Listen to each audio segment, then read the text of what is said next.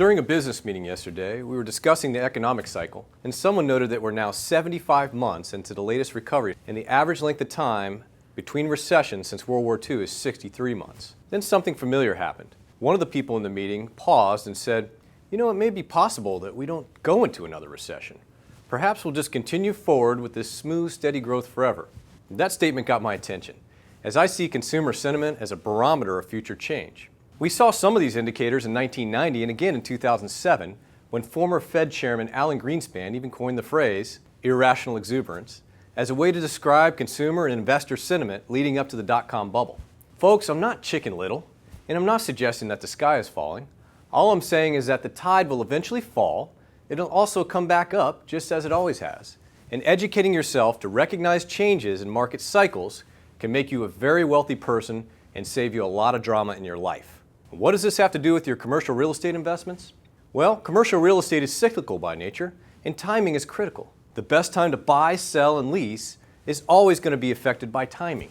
Market cycles should be considered in this equation because the timing can mean the difference between making and losing your own personal fortune.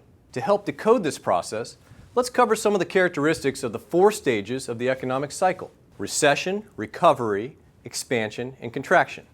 Recession is the phase where the market cycle follows a market contraction. During this time, availability of financing dries up and prices bottom out. Most properties experience higher vacancy rates, and the owners are challenged to sell, lease, and finance their properties. When the market signals we are moving out of recession, it's a good time to buy or lease. Many times, property prices will fall well below replacement costs, which represents an opportunity to acquire at bargain prices. In the recovery phase, the market is improving and prices and rents begin to increase, although many buyers are still reluctant to proceed at that time. More tenants enter the market and property owners refinance as affordable loan rates become available.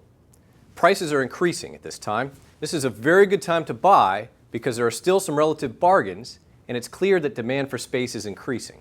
And during the expansion phase, the real estate market is improving and expanding, and equity investors are plentiful. Financing becomes more readily available, and the price of real estate begins to increase more rapidly. Vacancies are at their lowest point, and there's a sense of well-being, prosperity, and abundance in the market. Everyone is talking about buying real estate. When you hear this, it's the best time to sell and the worst time to lease. And during the contraction phase is when vacancies are increasing and prices are beginning to fall from the peak of expansion. The market has become oversaturated with inventory, and this is generally one of the worst times to buy, sell, or lease because of the uncertainty of future macroeconomic impacts. Well, that's all for this segment. If you'd like to discuss the topic further or would like our opinion on your next commercial real estate transaction, please feel free to reach out at our team website at tampabayindustrialadvisors.com.